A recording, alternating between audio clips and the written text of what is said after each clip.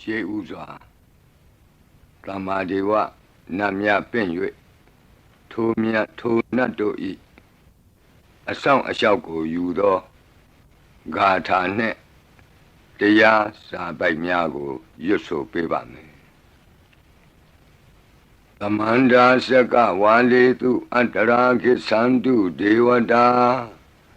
သတ္တမမုနိရာဇတသုနန္တုသက္ကမောက္ခဓမ္မ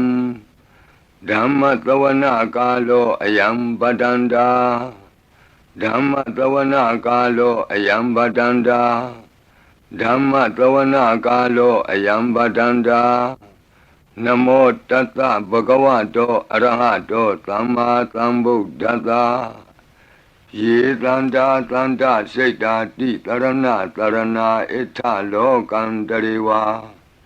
ဘုံမာဘုံမာသဒေဝကုဏကနဂဟနဗျာဝတာသဗ္ဗကာလံဣ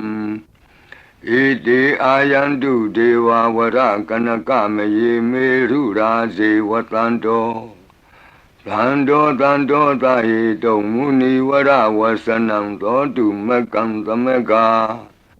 သာဘိတုစကဝါလေတုယက္ခာဒေဝသဗျာမနောယံအမေဟိကတံပုံညံသဗ္ဗသံပတ္တိသာရကံသဗ္ဗေတံအနုမောဒိတဝါသမကသာတနေရတာပမာဒရဟိတာဝန္တုအာရခာတုဝိသေသတောသာသနတ္တသလောကတ္တဝုဒ္ဓိဘဝတုသဗ္ဗရာသာသနံပိသလောကိဉ္စဒေဝရခန္တုသဗ္ဗရာသတ္တေဝန္တုဒုက္ခိသဗ္ဗေပရိဝါရေဟိအတ္တနောအာနိကသုမနာဝန္တုသဟသဗ္ဗေဟိညာတိပိရာဇတောဝါသောရတောဝါမနုဿတောဝါအမနုဿတောဝါအဂိတောဝါဥဒကတောဝါပိသာသတောဝါခာနုကတောဝါကန္တကတောဝါနခတတောဝါဇနဗတရောဂတောဝါအတ္တဓမ္မတောဝါအတ္တံဒိဋ္ဌိတောဝါအတ္တပုရိသတောဝါ